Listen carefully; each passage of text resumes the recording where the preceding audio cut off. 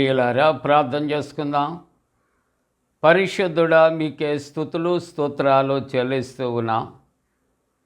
ఈ ప్రాతకాల ఆరాధనలో తండ్రి, మీ సన్నిధి నిత్యము మాతో ఉంచండి. ఆరాధన అంతటలో మహిమ ఘనత ప్రభావాలు మీకు ఆరోపిస్తూ యేసు ప్రభు వారి పరిశుద్ధ నామమున వేడుకొనుచున్నాము తండ్రి. ఆమేన్. ఆశ్చర్యమైన ప్రేమ, కల్వరిలోని ప్రేమ, మరణము కంటే బలమైన ప్రేమ, నన్ను జయించే నీ ప్రేమ. మరణము కంటే బలమైన ప్రేమ, నన్ను జయించే నీ ప్రేమ. ఆశ్చర్యమైన ప్రేమ, పరమును వీడిన ప్రేమ, ధరలో పాపిని వెదకిన ప్రేమ. పరమును వీడిన ప్రేమ, ధరలో పాపిని వెదకిన ప్రేమ. నన్ను కరుణించి ఆదరించి సేదదీచి నిత్య జీవమిచ్చే. నన్ను కరుణించి ఆదరించి సేదదీచి నిత్య జీవమిచ్చే. ఆశ్చర్యమైన ప్రేమ, పావన యేసుని ప్రేమ, సిలువలో పాపిని మోసిన ప్రేమ. పావన యేసుని ప్రేమ, సిలువలో పాపిని మోసిన ప్రేమ. నాకై మరణించి జీవమిచ్చి జయమిచ్చి తన మహిమనిచ్చే. నాకై మరణించి జీవమిచ్చి జయమిచ్చి తన మహిమనిచ్చే.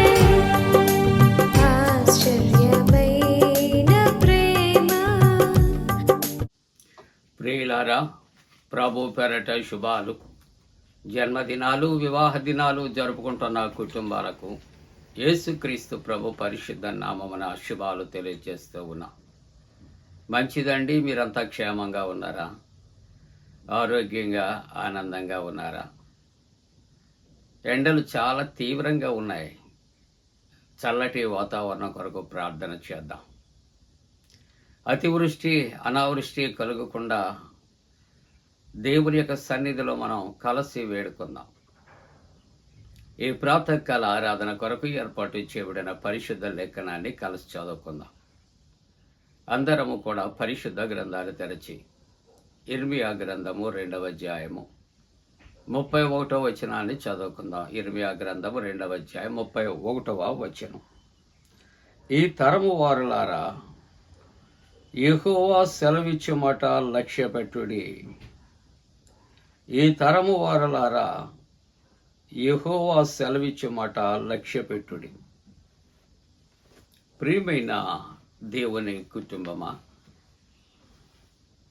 ఈ ఉదయకాలపు వాక్యాంశము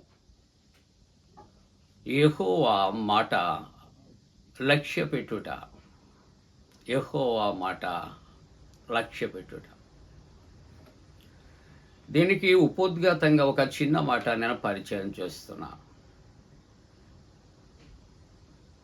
మన యొక్క అనుదిన జీవితంలో, దైనందిన జీవితంలో, అది మంచి కావచ్చు, చెడ్డ కావచ్చు, కొంతమంది మాట తూచా తప్పకుండా మనం చేస్తూ ఉంటాం.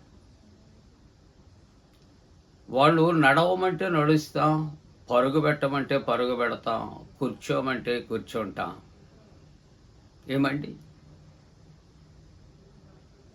మరి ఈ లోక సంబంధమైన జీవిత విధానంలో ఒక వ్యక్తి చెప్పే ప్రతి మాటకు అంత విలువనిచ్చినప్పుడు మన తండ్రి అయినటువంటి దేవుని యొక్క మాటలు కూడా మనం లక్ష్య పెట్టాలి కదా. పై వచనాల్లో చూస్తూ ఉంటున్నప్పుడు నా మీద మీరు తిరుగుబాటు చేస్తున్నారు అని ప్రభు యొక్క వాక్యం సెలవిస్తూ ఉన్నారు. కాబట్టి ప్రాతకాల ఆరాధనలో యెహోవా దేవుని యొక్క మాట లక్ష్య పెట్టవలసిన అవసరత భూలోకంలో ప్రతివానికి ఉంది. ఆయన మాట విని ఎడల బ్రతుకుదురు అని పరిశుద్ధ వాక్యంలో వ్రాయబడింది. కాబట్టి దైవవాక్యాన్ని మికా గ్రంథము 6వ అధ్యాయం 9వ వచనములో చూస్తే, ఆలకించుడి, యెహోవా పట్టణములకు ప్రకటన చేయుచున్నాడు, జ్ఞానము గలవాడు నా మాటను లక్ష్యపెట్టు. దేవుని యొక్క మాట ఎవరు లక్ష్య పెడతారు అని ఆలోచన చేస్తూ ఉన్నప్పుడు జ్ఞానము కలిగినటువంటి వారు మాత్రమే దేవుని యొక్క మాట లక్ష్య పెడతారు అని దైవవాక్యం సెలవిస్తూ ఉన్నది. ఆలకించుడి, యెహోవా పట్టణములకు ప్రకటన చేయుచున్నాడు. అంటే ప్రకటన, ఆ పట్టణంలో ఉన్న వారు అందరికీ ఆయన ప్రకటన చేస్తున్నాడు. జ్ఞానము గలవాడు నా మాటను లక్ష్యపెట్టు. ఎంత చక్కటి మాట అండి. ఒకే ఒక మాట, జ్ఞానము గల వారిగా ఉంటే దేవుని మాట లక్ష్య పెట్టాలని ప్రభు ఈ ఉదయకాలం ఆయన ఆశపడుతూ ఉన్నాడు. పట్టణములకే కాదు, వాక్య ధ్యానాల్లో ఉన్న ప్రతి ఒక్కరికి కూడా ప్రభు ఈ ప్రకటన చేస్తూ ఉంటూ ఉన్నాడు. నిర్గమకాండము 5వ అధ్యాయము 9వ వచనములో, అబద్ధపు మాటలు లక్ష్య పెట్టకూడదు. మానవునికి ఏదైనా నిజమైన మాటలు, యథార్థమైన మాటలు చెబితే ఆ మాటలు మనం లక్ష్య పెట్టం. ఏమండి? కానీ దేవుని యొక్క వాక్యం సెలవిస్తుంది,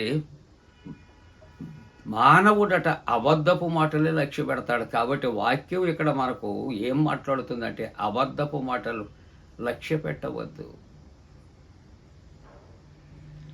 ఒక సామెత ఉంది, నిజం మాట్లాడితే నిష్ఠూరమట. కానీ లేనిపోనివి కల్పనా కథలు చెబితే మానవులకు చాలా సంతోషంగా ఉంటారు, ఆనందంగా ఉంటారు. అటువంటి వాళ్ళే కావాలి తప్ప సత్యాన్ని, యథార్థతని చెప్పేవాళ్ళు ప్రస్తుత దినాల్లో అందరికీ పనిచేయరు. అందుకే దేవుని యొక్క వాక్యం అంటారు, అబద్ధపు మాటలు లక్ష్య పెట్టకూడదు. సామెతలు గ్రంథము 28వ అధ్యాయము 5వ వచనములో, యెహోవా కార్యములను వారు లక్ష్య పెట్టారు. ఉదాహరణకు ఇశ్రాయేలు ప్రజలను ఐగుప్తులో దేవుడు వారి మొరను వింటూ ఉన్నాడు, వారి బాధను చూస్తూ ఉంటూ ఉన్నాడు. మోషేని పంపించాడు, విడిపించాడు.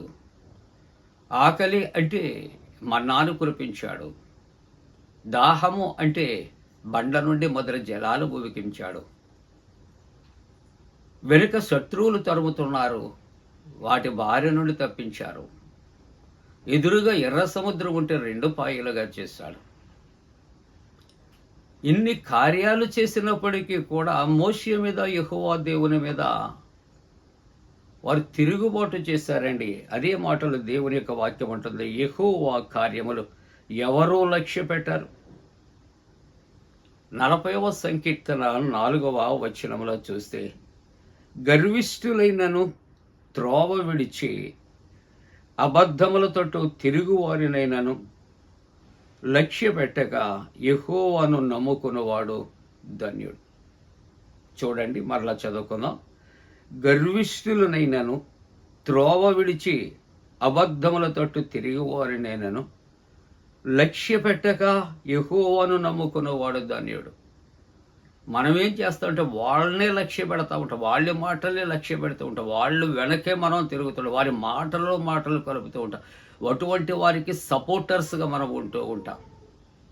కానీ దేవుని యొక్క వాక్యం అంటుంది అవి లక్ష్య పెట్టక యెహోవాను నమ్ముకున్నవాడు ధన్యుడు. సామెతల గ్రంథంలో 1వ అధ్యాయంలో 24వ వచనములో నేను పిలువగా ఎవరు లక్ష్య పెట్టకపోయారు. దేవుడట తన ప్రజలను పిలిచినప్పుడు లక్ష్య పెట్టలేదు. కాబట్టి ఆయన అంటాడు 26వ వచనంలో, మీకు అపాయము కలుగునప్పుడు నేను నవ్వుతాను. నా మాట మీరు లక్ష్య పెట్టలేదు, మీకు అపాయం కలిగింది, నేను నవ్వుతాను. మీకు భయము వచ్చినప్పుడు నేను అపహాస్యం చేస్తాను. 28వ వచనములో నన్ను గూర్చి మొరపెడతారు, కానీ నేను ప్రత్యుత్తరము ఇయ్యకుందును. ఎందుకు అని ఆలోచన చేస్తే ఆయన పిలిచినప్పుడట మనం ఎవరము కూడా ఆయన మాట లక్ష్య పెట్టలేదు. కాబట్టి ముగింపుగా 119వ కీర్తన 6వ వచనములో, నీ ఆజ్ఞలను నేను లక్ష్యము చేయునప్పుడు నాకు అవమానము కలుగనేరదు. దేవుని యొక్క మాటలు లక్ష్య పెట్టినప్పుడు మన జీవితాల్లో ఎప్పుడు అవమానము కలగదు. కనుక మనం ఆయన మాటల యందు లక్ష్యం ఉంచుదాం, ఆయన మాటలు లక్ష్య పెడదాం. అలా చేయటానికి దేవుడు తన పరిశుద్ధాత్మకుడైన మనపై మెండుగా కుమ్మరించునుగాక. ఆమేన్. ప్రార్థన. పరిశుద్ధుడా, నీవు లక్ష్యపెట్టు దేవుడవు. నీ మాటలు మేము లక్ష్యపెట్టు వారిగా మేము ధన్యులముగా ఉండటానికి కృపొచ్చాయి. బలహీనతగా ఉన్న బిడ్డలను బలపరచండి, స్వస్థపరచండి. రక్షణ లేని వారికి రక్షణ కలుగుచేయండి. ఉద్యోగ ప్రయత్నాలు ఉన్నవారు, ఇంటర్వ్యూస్లో ఉన్నటువంటి వారు, వివాహ ప్రయత్నంలో ఉన్న వారికి జయము కలుగుచేయండి. యేసు ప్రభు దివ్య నామమున వేడుకొనుచున్నాం తండ్రి. ఆమేన్. పరలోకమందున మా తండ్రి, నీ నామం పరిశుద్ధపరచబడనుగాక, నీ రాజ్యం వచ్చునుగాక, నీ చిత్తం పరలోకమందున వేర్చినట్టు భూమి అందు నెరవేరునుగాక. మా ఇందిన ఆహారం నేడు మా దయచే, మా ఎడల అపరాధం చేసిన వారిని క్షమించిన ప్రకారముల అపరాధము క్షమించము, శోధనలోని తెక కీడును తప్పించము. రాజ్యము, శక్తి, మహిమ నిరంతరము నీవే ఉన్నవి. ఆమేన్. మన పరమ తండ్రి అయిన దేవుని యొక్క ప్రేమయు, ప్రభువైన యేసుక్రీస్తు ప్రభు కృపయు, పరిశుద్ధాత్మ యొక్క అన్యోన్య సహవాసము ప్రాతకాల ఆరాధనలో ప్రభువుని ఆరాధిస్తున్న ప్రతి కుటుంబానికి తోడుగుండి సంరక్షించి కాపాడునుగాక. ఆమేన్.